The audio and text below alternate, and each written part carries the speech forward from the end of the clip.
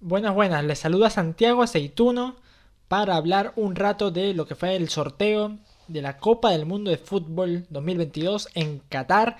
La semana pasada se definieron todos los grupos, a excepción de tres lugares que restan por definirse. Vamos también a hablar de esos tres cupos aún pendientes, compartidos por disputar, para ya conocer lo que son las 32 selecciones que pelearán por el campeonato del mundo. Se celebró el viernes pasado allá en Doha el sorteo con varias celebridades, varios futbolistas conocidos, muchos periodistas alrededor.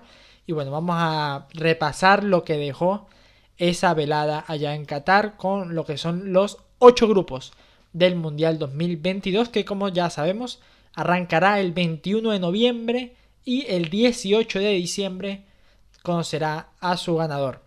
Una fecha extraña para disputar esta competencia, con respecto a lo habitual, ya que siempre se juega en el verano, en junio, en julio, agosto.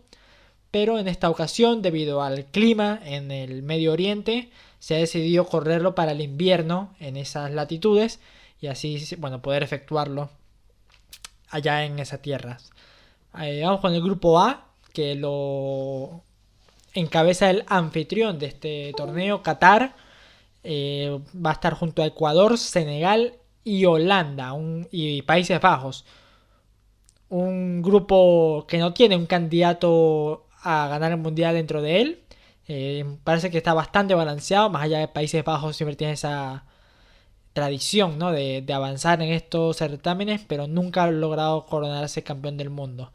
Así que Qatar como cabeza de serie, por ser el que alberga esta competencia, tuvo ese grupo.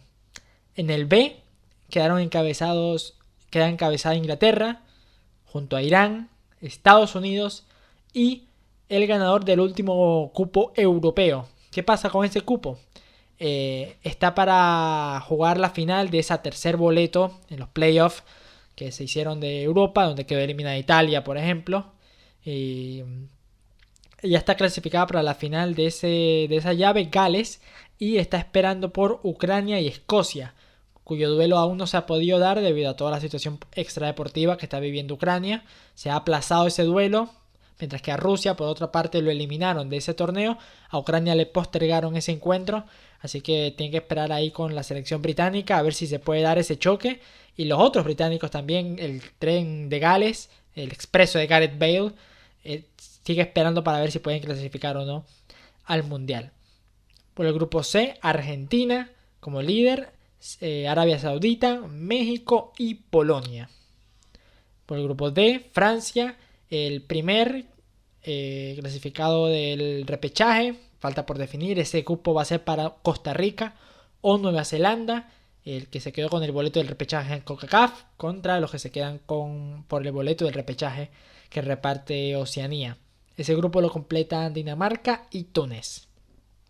El grupo E parece ser el más interesante, de los más interesantes a primera instancia, con España, Alemania, dos campeones del mundo, el único grupo de todo el certamen que tiene dos campeones del mundo, y Japón, y Perú o Australia y Emiratos Árabes. Australia y Emiratos Árabes son otro equipo que tienen que jugar un partido antes de esta repesca para ver quién va a quedar emparejado con Perú, que ya clasificó a 2018 de esta manera en el repechaje, en aquella ocasión dominando a Nueva Zelanda en el ida y vuelta. Ahora se va a jugar a un solo partido, esperando entonces el conjunto de Ricardo Gareca a ver quién va a ser su contrincante para así sellar lo que podría ser una segunda clasificación histórica para el cuadro inca.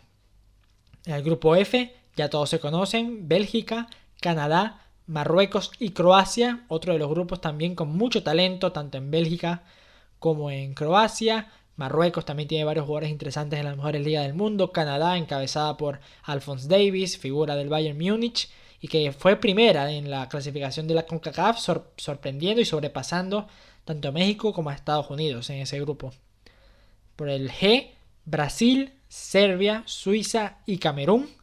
Y cierran el H, Portugal, clasificada por mediante la repesca europea con Cristiano Ronaldo, Ghana, Uruguay y Corea del Sur. Vamos también a dar un breve repaso de lo que pueden ser los choques más interesantes de esta primera fase de grupos, ¿no? Los únicos que están 100% asegurados que se van a enfrentar allá en Qatar.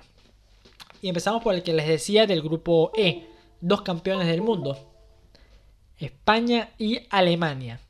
Son los únicos campeones del mundo que van a chocar en esta primera fase, ganadores de Sudáfrica 2010 y de Brasil 2014. Justamente la última vez que se enfrentaron en esta cita, en un mundial, fue cuando España derrotó 1-0 en las semifinales del campeonato jugado en África, que terminó ganando esa primera estrella, la roja, gracias al cabezazo de Carles Puyol en esa instancia, ¿no? Después superaron a Holanda en lo que fue la gran final en tiempo extra, con ese gol de Andrés Iniesta.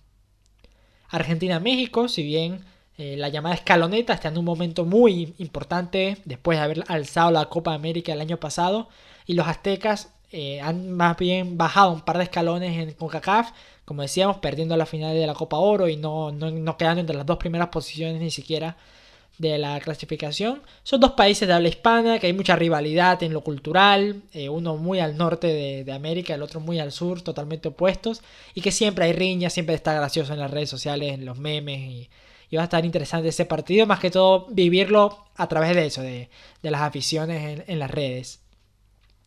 Otro duelo curioso que también llama la atención va a ser el Francia-Dinamarca, que ya compartieron zona en Rusia 2018. Empataron 0-0 aquella vez en la tercera jornada de la fase de grupos.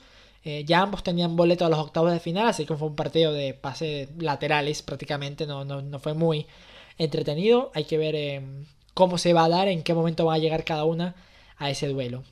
Sería el campeón defensor, quien conquistó Rusia 2018, y la revelación de la Eurocopa 2020, Dinamarca, que alcanzó las semifinales de ese certamen de manera sorprendente. Otro partido de bastante interés, Serbia-Suiza, que más allá de lo deportivo que puede traer, son dos selecciones también con muchos jugadores talentosos en algunos de los mejores equipos del mundo, o en casi todas en las mejores ligas de Europa.